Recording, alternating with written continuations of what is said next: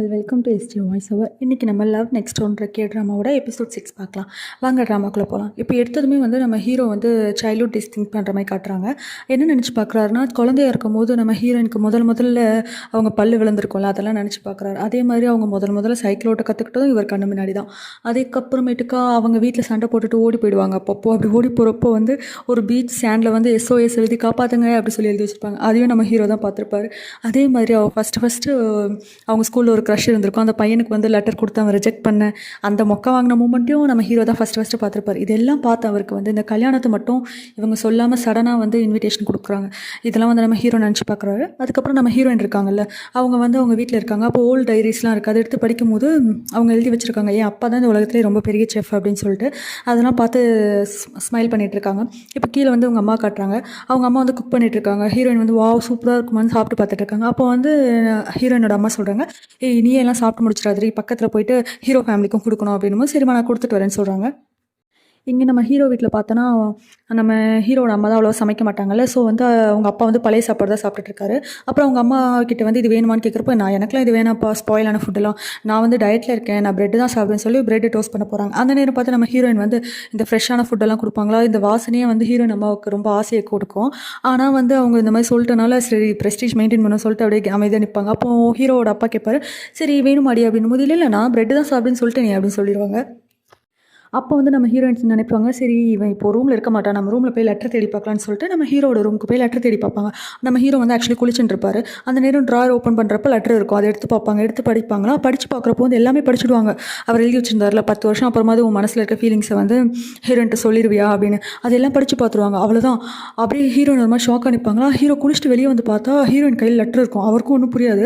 But ஆனால் ஓவராக react பண்ணான்னு சொல்ல ஹீரோயின் கண்டுபிடிச்சிருவாங்க சொல்லிட்டு கொஞ்சம் கேஷுவலாக வர மாதிரி வந்து அந்த லெட்டரை கிழிச்சு போட்டுருவார். கிழிச்சு டஸ்ட்பின்லேயே போட்டுருவார். ஓ எல்லாம் படிச்சுட்டு வந்தோம், ஆமாம் எல்லாம் படிச்சுட்டேன் அப்படின்போது, நீ ஒன்றும் அதை சீரியஸாக எடுத்துக்காத, அது ஜஸ்ட் ஜோக் தான், உன்னை ப்ராங்க் பண்ணுறது எனக்கு வழக்கம் தானே, அந்த ஒரு மைண்ட் செட்டில் தான் நான் அதை எழுதியிருக்கேன் அப்படி சொல்லிடுவார். ஒரு கரெக்ட் இது ஜோக்காக தான் இருக்கணும், நானும் பயந்துட்டேன், இப்போ தான் புரியுது, ஆமாம் நீ ப்ராங்க் பண்ணியிருக்க அப்படின்னு சொல்லிட்டு ஹீரோன்னு சொல்லிட்டு போவாங்க. அதுக்கப்புறமேட்டுக்கும் ஹீரோயின் போகிற வழியெல்லாம் யோசிச்சு பார்த்துட்டு போவாங்க. ப்ராங்காக இருந்தாலும் அது எப்படி 10 வருஷத்துக்கு அப்புறம் எடுக்கிற லெட்டரில் கூட இவன் என்னை பற்றி எழுதி வச்சான், ஒருவேளை உண்மையாக இருக்குமோ, சேச்சே உண்மையெல்லாம் இருக்காது அப்படி சொல்லிட்டு அவங்களே சார்ட் அவுட் பண்ணிட்டு போயிட்டு இருப்பாங்க. அப்படி போகிற வழியில் வந்து அவங்க அப்பாவோட ரெஸ்டாரண்ட் இருக்குமா, அதை பார்த்துட்டு வந்து க்ளோஸ்டாக இருக்கும். இன்னும் அப்பா ஹோட்டல் ஓப்பன் பண்ணல, சரி நம்மளே உள்ளே போய் பார்க்கலான்னு சொல்லிட்டு பாஸ்வேர்ட் போட்டு இவங்களே உள்ளே போவாங்க. உள்ளே போனால் அந்த ரெஸ்டாரண்ட் வந்து இவங்க சின்ன வயசில் எப்படி பார்த்தாங்களோ அதே மாதிரி இருக்கும். அப்போ அவங்க ஒரு மெமரி நினச்சி பார்க்குறாங்க. என்னென்னா இவங்க குழந்தையா இருக்கும்போது வந்து இவங்க அப்பா தான் இவங்களுக்கு சமைக்கலாம் சொல்லி கொடுத்துருப்பாங்க. அப்போ அவங்க பொண்ணு ரொம்ப பாராட்டுவாங்க, ஐயோ தங்கமே ரொம்ப டேஸ்ட்டாக இருக்குடி அப்படி சொல்லி தூக்கி கொஞ்சம். இதெல்லாம் வந்து நம்ம ஹீரோயின் நினச்சி பார்த்துட்டு ஸ்மைல் பண்ணுவாங்க. அந்த நேரம் பார்த்தா அவங்க அப்பா வருவாங்க, பயந்துட்டே வருவாங்களா. உடனே ஹீரோயின் கேட்பாங்க, எதுக்குப்பா இப்படி பதட்டமாக வரீங்க, ஏதோ திருட வந்துட்டான்னு நினச்சிட்டிங்களா அப்படின்னு ஹீரோயின் கேட்பா. ஆமாம்மா அப்படின்னு. இங்கே என்னப்பா இருக்குது திருடுறதுக்கு அப்படின்னு ஹீரோயின் கேட்பாங்க.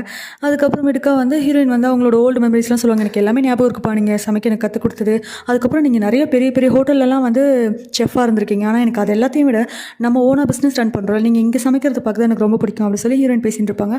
அப்போ வந்து ஹீரோயின் கேட்பாங்க, நானும் உங்களை மாதிரி ஒரு பெரிய செஃப்பாக நான் எப்படிப்பா இருக்கும் அப்படின்னும் போது, நல்ல வேலை செஃப் ஆகலன்னு நினச்சிக்கோ, என்னுடைய இந்த மாதிரி பிஸ்னஸ் எல்லாம் கஷ்டம், என்னுடைய இது போகட்டும், இதுக்கு அவனை இவ்வளோ படிக்க வச்சேன் அப்படி சொல்லிட்டு நம்ம ஹீரோனோட அப்பா கேட்பாரு. ஒன்று ஹீரோனா சும்மா கேட்டேன் அப்படின்ற மாதிரி சமாளிச்சு போயிடுவாங்க.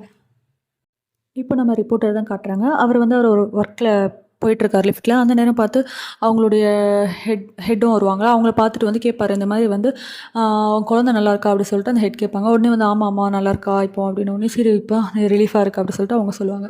அப்போ வந்து நம்ம ரிப்போர்ட்டர் கேட்பாரு, என்னை வேணும்னா வேறு டிபார்ட்மெண்ட்டுக்கு சேஞ்ச் பண்ணுறீங்களா, சோஷியல் அஃபேர் டிபார்ட்மெண்ட்டில் நான் இல்லைனா நான் நல்லபடியாக தான் போகணும்னு நினைக்கிறேன் அப்படி சொல்லிட்டு அவர் சொல்லுவார். அப்போ வந்து இவங்க சொல்லுவாங்க, சீசன் மாற குழந்தைங்களுக்கு உடம்பு சரியில்லாமல் தான் வரும், அதை பற்றி நீ பெருசாக கவலைப்பட வேணாம், நானும் 3 குழந்தைங்களை பெற்று வளர்த்துருக்கேன், அதனால வந்து எனக்கும் புரியுது உன் கஷ்டம், பட் என்னென்னா குழந்தைங்க ரொம்ப வேகமாக வளர்ந்துடுவாங்க, ஸோ அதனால் நீ எடுத்த டிசிஷனை இன்னொரு தடவை யோசிச்சுப்பாரு, அதுக்கு மேலேயும் உனக்கு டிபார்ட்மெண்ட் சேஞ்ச் பண்ணோன்னா என்கிட்ட வந்து சொல்லு அப்படி சொல்லிட்டு போயிடுவாங்க. இப்போ நம்ம ஹீரோயின் தான் காட்டுறாங்க. அவங்க ரூமில் படுத்திருந்துட்டு அவங்களோட ஓல்டு வீடியோஸ்லாம் இருக்குது, ஆக்சுவலி ரெக்கார்ட் பண்ணிருக்காங்க அவங்க குக் பண்ணுறது. அதெல்லாம் பார்த்துட்டு வந்து இவங்க மைண்டில் ஃபிக்ஸ் பண்ணிக்கிறாங்க, கண்டிப்பாக நான் குக்கிங் தான் பண்ண போகிறேன், எனக்கு இதுதான் ரொம்ப பிடிச்சிருக்குன்னு சொல்லிட்டு அவங்க மைண்டில் அவங்க திங்க் பண்ணிக்கிறாங்க. அப்புறம் ஆன்லைனில் குக்கிங் கிளாஸ் எங்கே இருக்குன்னு செக் பண்ணிவிட்டு அதுக்கு என்ரோலும் பண்ணிடுவாங்க. அப்புறம் அடுத்த நாள் ஆகிடுமா, அப்போ இவங்களும் குக்கிங் கிளாஸ் ஜாயின் பண்ண போகிறாங்களா, ஸோ அதுக்காக கிளம்பி போயிட்டுருப்பாங்க. அந்த நேரம் பார்த்து நம்ம ஹீரோவும் வந்து அவர் ஆஃபீஸ் முன்னாடி இருப்பார். அவங்க கூட வந்து அவங்க எக்ஸ் கேர்ள் ஃப்ரெண்ட் இருக்காங்களே அவங்களும் இருப்பாங்க, ஜங் அவங்க பேர் ஓகேவா, அவங்களும் இருப்பாங்க. உடனே நம்ம ஹீரோயின் அந்த வழியில் பார்த்து ஜங் வந்து ஹாய் அப்படின்னு சொல்லி கூப்பிடுவாங்க. ஹாய் அப்படின்னும், சரி உனக்கு டைம் இருந்தால் வாயன் டீ ஏதாவது குடிக்கலாம் அப்படின்னு கூப்பிட்றப்போ நம்ம ஹீரோ கத்துவார், உனக்கு என்ன மறந்துட்டியா, நம்ம கிளைண்ட் மீட்டிங் இருக்குது, ஒர்க் விஷயமாக தானே நம்ம 2 பேர் பேசிகிட்டு இருக்கோம், பின் அவளை டீ குடிக்க கூப்பிட்றேன், அவளாம் ஒன்றும் வேண்டாம் அப்படின்னு சொல்லிட்டு அவர் கத்துவார். இதெல்லாம் பார்த்துட்டு நம்ம ஹீரோயினுக்கு ஒரு மாதிரி இருக்கும். இவன் ஏன் இப்படி பிஹேவ் பண்ணுறான்ற மாதிரி. இவங்களாம் நானும் பிஸியாக தான் இருக்கேன், நானும் என் ஒர்க்கை பார்க்குறேன்னு சொல்லிட்டு ஹீரோயினும் போயிடுவாங்க. இது வந்து பார்த்துட்டு நம்ம ஜங்க் ஹீரோ ஒன்றுமே புரியாது. என்னடா இவன் நேற்று வரைக்கும் நல்லா பேசியிருந்தான், இன்றைக்கி எப்படி இருக்கானேன்னு சொல்லிட்டு அவங்க கொஞ்சம் வியோடா முடிஞ்சு வச்சுட்டு சரி சாரி அப்படி சொல்லிட்டு பாய் சொல்லிட்டு கிளம்பிடுவாங்க. அப்போ வந்து நம்ம ஹீரோயின் புலம்பிட்டே போவாங்க ரோடெல்லாம். அவனை வந்து அவன் எக்ஸ் கேர்ள் ஃப்ரெண்ட் கூட சேருன்னு நான் தான் சொன்னேன், அதுக்குன்னு இப்படியே என்னை அவாய்ட் பண்ணுவான் அப்படி சொல்லிட்டு போகிறாங்க. இப்போ நம்ம ஹீரோவும் அவங்க எக்ஸ் கேர்ள் ஃப்ரெண்டை பேசிகிட்டு இருக்காங்க. அப்போ வந்து நம்ம எக்ஸ் கேர்ள் ஃப்ரெண்ட் கேட்குறாங்க, சரி என்னடா நேற்று வரைக்கும் நல்லா பேசிட்டு இருந்தேன், என்ன விஷயம் இன்றைக்கி ஏன் மூஞ்ச கட்டுறவக்கிட்ட அப்படின்னும் போது, அதெல்லாம் ஒன்றும் இல்லை, நீ ஒர்க்கை ஃபோக்கஸ் பண்ணணும் போது, உனக்கு நான் ஒரு எக்ஸ்கியூஸ் கிடச்சிருக்கேன் அவகிட்ட வந்து சமாளிக்கிறதுக்கு அப்படி தானே அப்படி சொல்லிட்டு நம்ம எக்ஸ் கேர்ள் ஃப்ரெண்ட் வந்து ஹீரோ டீஸ் பண்ணிட்டே இருப்பாங்க. அவரும் ஒன்றும் இல்லை விடான்னு சொல்லும்போது, சரி ஓகே நீ என்கிட்ட எதுவும் சொல்ல மாட்டே போல இருக்குது, பேசாமல் நான் அவ கூடயே என்னென்னு கேட்டு தெரிஞ்சுக்கிறேன் அப்படி சொல்லிட்டு நம்ம எக்ஸ் கேர்ள் ஃப்ரெண்ட் சொல்லுவாங்க. உடனே இவரே எவ்வளோ வேணாலும் என்ன டீஸ் பண்ணுறது, தயவு பண்ணி அவட்ட போய் பேசாத அப்படி சொல்லிட்டு நம்ம ஹீரோ சொல்லுவார். அதுக்கப்புறம் இங்கே நம்ம ஹீரோயின் காட்டுறாங்க. ஹீரோயின் வந்து அவங்க ஃப்ரெண்ட் இருக்காங்கல்ல, அவங்க கூட பேராமெடிக், அவங்க கூட உட்காந்து பேசிகிட்டு இருப்பாங்க. அப்போ பேசிகிட்டு இருக்கும்போது சொல்லுவாங்க, இந்த மாதிரி நான் வந்து செஃப் ஆகலான்னு சொல்லிட்டு முடிவு பண்ணியிருக்கேன், இதில் சேர்ந்துருக்கணுமோ. அவங்களும் என்கரேஜ் பண்ணுவாங்க, ஆமாடி நீ சின்ன வயசுலேருந்து இதில் இன்ட்ரெஸ்டடாக இருந்த அந்த மாதிரி என்கரேஜ் பண்ணியிருப்பாங்க. சரி இந்த குட் நியூஸை வந்து நம்ம ஹீரோட்டையும் சொல்லலான்னு சொல்லிட்டு அவங்க கால் பண்ணுவாங்க, ஈவினிங் வந்து ட்ரீட் வைக்கலாம் அப்படின்ற மாதிரி. அப்போ வந்து ஹீரோயின் சொல்லுவாங்க, வேணாண்டின்னு கத்துவாங்க. ஆனால் அவங்க கண்டுக்காமல் கால் பண்ணிடுவாங்க. அவரும் எடுத்துருவார். அப்போ வந்து இந்த மாதிரி நம்மளோட ஹீரோயின் வந்து இந்த மாதிரி கிளாஸ் ஜாயின் பண்ணியிருக்கா, அதுக்கு வந்து நம்ம ட்ரீட் வைக்கிறோம் 1-3 ஈவினிங் சொல்கிறப்போ, எனக்கு ஒர்க் இருக்குது நான் டைம் கிடச்சா பார்க்குறேன் அப்படின்னு ஹீரோ சொல்லிடுவார். அப்புறம் ஈவினிங் வந்து நம்ம ஹீரோ ஒர்க் முடிச்சுட்டு வீட்டுக்கு போகும்போது அந்த நெய்பர்ஹுட்டில் தான் வந்து நம்ம ரிப்போர்ட்டர் இருக்கார்ல, அவரை பார்த்துட்டு ஹீரோ வேறு ஆல்ரெடி கொஞ்சம் டல்லாக இருப்பார்ல. ஸோ அதனால் அந்த ரிப்போர்ட்டர் கேட்பார், இந்த மாதிரி ட்ரிங்க் பண்ணலாமான்னு போது, ஓகே ட்ரிங்க் பண்ணலாம், நம்ம என் வீட்டுக்கே போகலாம் அப்படின்னு சொல்லிட்டு ரிப்போர்ட்டர் கூப்பிட்டு போனால் நம்ம ஹீரோ ஷாக் ஆகி, என் ஃப்ரெண்டு வீடு பக்கத்தில் ஓவிடான்ற மாதிரி. உடனே அவர் ஆமான்னு சொன்னதும் அங்கே உள்ளே இருந்து அவங்க பொண்ணு ஓடி வரும். இவரே நம்ம ஹீரோ லைட்டாக ஷாக் ஆகிடுவார். உடனே இது என் பொண்ணு தான் அப்படின்னு சொல்லிட்டு ரிப்போர்ட்டர் இன்ட்ரோ கொடுப்பார். அப்படியா அப்படின்னு அந்த பொண்ணு கேட்கும், சரி அங்கிள் நீங்கள் யாருன்னும் போது, நான் உங்கள் அப்பாவோட நெய்பர்ஹுட் ஃப்ரெண்டு அப்படின்னு. உடனே நம்ம ரிப்போர்ட்டரும் ஸ்மைல் பண்ணுவார். அப்புறம் உள்ளே போய் 2 பேரும் ட்ரிங்க் பண்ணிகிட்டு இருப்பாங்க. நம்ம ரிப்போர்ட்டரும் கொஞ்சம் ஓப்பன் அப் பண்ணி நிறைய பேசுவார், நம்ம ஹீரோவும் நிறைய பேசுவாங்க. அப்போ வந்து நம்ம ஹீரோ வந்து சரி இவன்கிட்ட நம்ம சொல்லலாம்னு சொல்லிட்டு, எனக்கு நடந்ததில்லை என் ஃப்ரெண்டுக்கு நடந்தது அப்படி சொல்லி ஒரு விஷயம் சொல்கிறாரு. என்னென்னா வந்து அவன் சின்ன வயசுலேருந்து ஒரு பொண்ணை லவ் பண்ணுறான் அவன் ஃப்ரெண்டு. இது வரைக்கும் அவன் சொன்னதே இல்லை, பட் இப்போ அவனுக்கு அந்த ஃபீலிங்ஸ் இருக்குது, ஆனால் அது சொல்லக்கூடாதுன்றதுனால அந்த பொண்ணை அவாய்ட் பண்ணிட்டு இருக்கான்னு சொல்லிட்டு நடந்ததெல்லாம் வந்து நம்ம ஹீரோ வந்து அவங்க ஃப்ரெண்டுக்கு நடந்த மாதிரி ரிப்போர்ட்டர்கிட்ட சொல்லிட்டு இருக்காங்க. உடனே ரிப்போர்ட்டர் இதெல்லாம் கேட்டுட்ருக்காரு. பார்த்தா பக்கத்து வீட்டில் இருக்காங்கல்ல நம்ம பேராமெடிக், நம்ம ஃப்ரெண்டு இருக்காங்களே, அவங்களுக்கும் இதெல்லாம் கேட்கும் போல இருக்குது. இதெல்லாம் செவத்துக்கிட்ட இருந்து ஒட்டி கேட்டுட்டு இவங்க நினைக்கிறாங்க பழசெல்லாம். இந்த மாதிரி அந்த லெட்டர்லாம் எழுதி வந்து இவங்க 3 பேரும் ஃப்ரெண்ட்ஸ் ஒன்றா தானே புதைச்சி வச்சாங்க.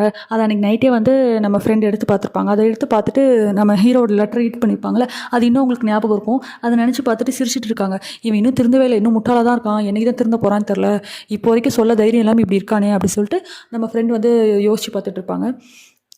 இப்போ அடுத்த நாள் ஆகிடும். நம்ம ஹீரோயின் வீட்டில் காட்டுவாங்க.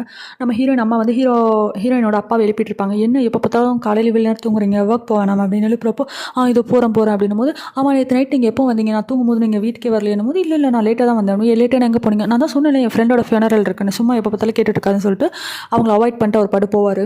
அதுக்கப்புறம் நம்ம ஹீரோயின் காட்டுறாங்க. ஹீரோயின் வந்து நம்மளா க்யூட்டாக கிளம்பி போயிட்டுருப்பாங்க. போகிற வழியில் வந்து நம்ம ஹீரோட ஆஃபீஸ் கிராஸ் பண்ண போவாங்களா, அப்போ எதிர்த்தா ஹீரோவையும் பார்த்துருவாங்க. பார்த்தோன்னே ஹீரோயின் வந்து பயந்துட்டு, இது பாரு நான் இப்போயே மிஸ் அண்டர்ஸ்டாண்டிங் கிளியர் பண்ணிடுறேன், நான் ஒன்றை பார்க்க வரல, நான் வந்து ஒரு கிளாஸ் ஜாயின் பண்ணியிருக்கேன், அது இங்கே தான் இருக்குது, அதுக்கு தான் போகிறேன்னு, நான் தான் உன்ட்டு எதுவுமே கேட்கல அப்படின்னு ஹீரோ சொல்லுவார். இல்லை நான் கிளாரிஃபை பண்ணிக்கிறேன் அப்படின்னு ஹீரோயின் சொல்லுவாங்க.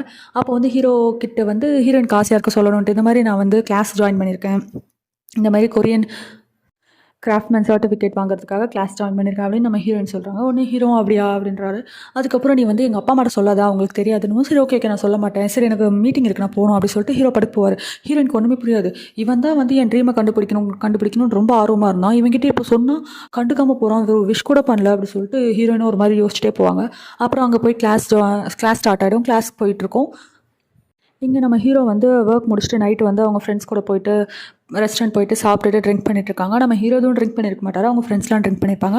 அப்போ அந்த ரெஸ்டாரண்ட்லேருந்து வெளியே வரும்போது நம்ம ஹீரோனோட அப்பா இருக்காங்கல்ல, அவங்க வந்து ஒரு லேடி கூட போவாங்க.